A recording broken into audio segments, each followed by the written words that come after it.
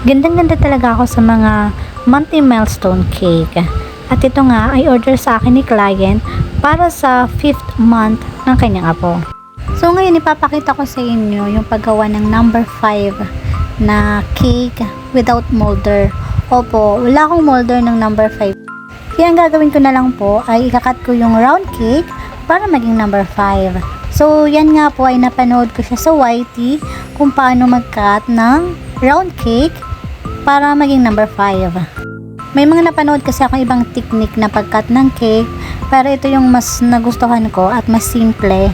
At the same time, wala siyang sayang dun sa round cake. So lahat siya magagamit. Medyo nahihirapan nga ako sa pag-slice nito, gawa ng bagong luto talaga tong moist chocolate cake natin. Kaya medyo mainit-init pa siya ng konti kasi nga minamadali ko na din siyang gawin kasi kailangan na din siyang may deliver. Di kasi ako nakapag-bake agad kagabi, gawa ng medyo masama din yung pakiramdam ko.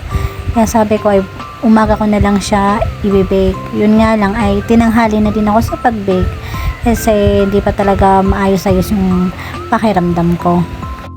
Pangit din talaga pag minamadali mo yung isang bagay, parang sa life lang din.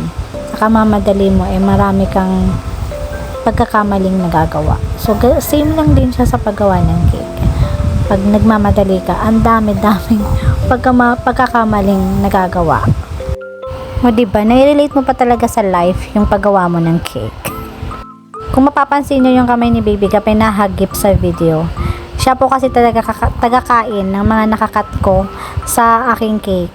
Gustong gusto niya po kasi kumain talaga ng moist chocolate cake. Sarap na sarap po siya niyan. Kaya kapag nagbe-bake ako, gumagawa na ako ng cake, ay nakabantay na yan lagi, tagakain.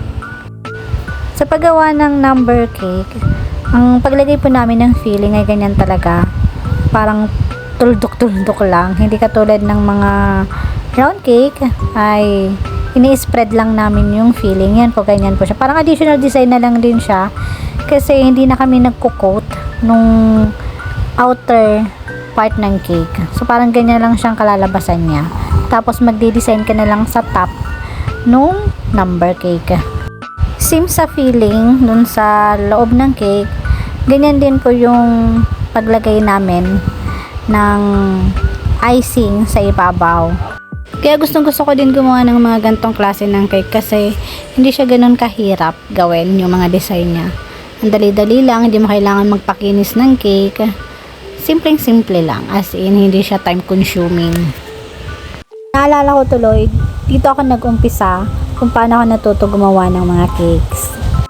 Dahil sa paggawa ko ng mga monthly milestone cake para kay Baby Gab. Kaya pag may mga mommies na nagpapagawa sa akin ng mga ganito mga monthly milestone cake, tapos sinasabi nila sa akin na sis, baka pwede yung affordable lang kasi wala ko masyadong budget. Gusto ko lang talagang magkaroon ng photoshoot yung baby ko para sa kanyang monthly milestone.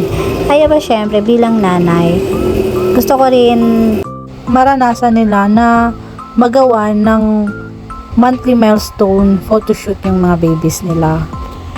Para sa akin isa rin to sa mga memories habang baby pa yung anak mo na may treasure mo talaga para paglaki ng mga baby nyo eh may papakita mo sa kanila, oh, ganito yung monthly milestone mo. I-effort si mommy or si daddy or si tita or si lola para magkaroon ka ng magandang photoshoot every month.